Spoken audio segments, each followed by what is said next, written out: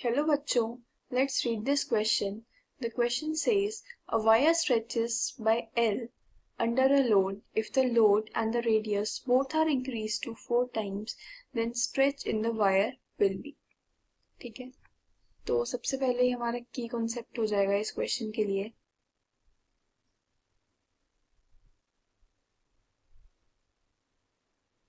That will be F by A is equals to gamma into delta L by L. यहां से हमारा delta L आ जाएगा F L upon ए into gamma. ठीक है, बस हमें इसी फॉर्मूले को यूज करके अपना फर्दर क्वेश्चन सॉल्व करना है. तो सबसे पहले हमें बता रखा है कि a wire stretches L under a load, मतलब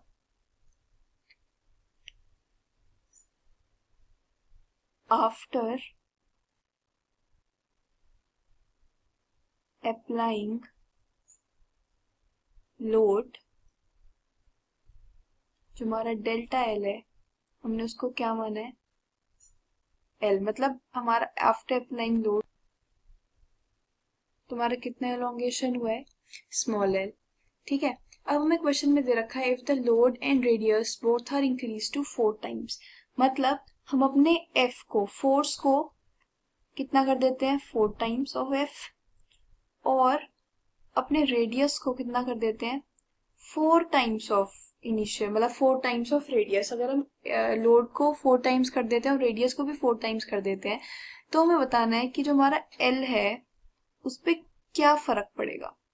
ठीक है, वो कम होगा ज्यादा होगा क्या सेम रहेगा, इस पे हमें बताना है कि एल पे हमारा क्या फर्क पड़ेगा. तो सबसे पहले हमारे पास जो फॉर्मूला है दैट इज एल, जो कि हमारा इलोंगेशन हुआ है, that will be equal to F into L, जो कि उसकी ओरिजिनल लेंथ है, अपॉन में ए को हम लिख सकते हैं पाई आर स्क्वायर, लिख सकते हैं ए को pi r square area of cross section, into में हमारा यंग्स मॉड्यूलस.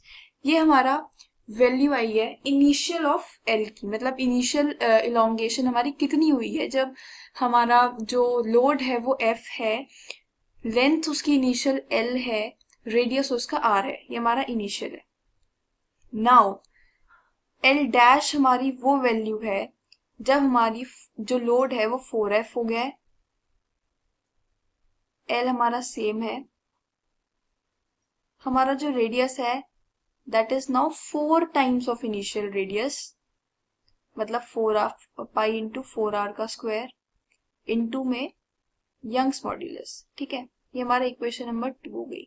अब हमें बताना है कि जो हमारा अभी वाला इलोंगेशन आया है वो कितने टाइम्स है इनिशियल वाले इलोंगेशन के. तो हम लिख देते हैं एल डैश बाय एल को जब हम सॉल्व करेंगे यहां से, तो हमारा एल डैश बाय एल आएगा विच इज 1/4, मतलब कि जो हमारी नई वाली इलोंगेशन है वो हमारी 1/4 टाइम्स है ऑफ इनिशियल इलोंगेशन. ठीक है, तो यहाँ से हमारा option number C is correct. So correct option is option number C. Hope you understood it well.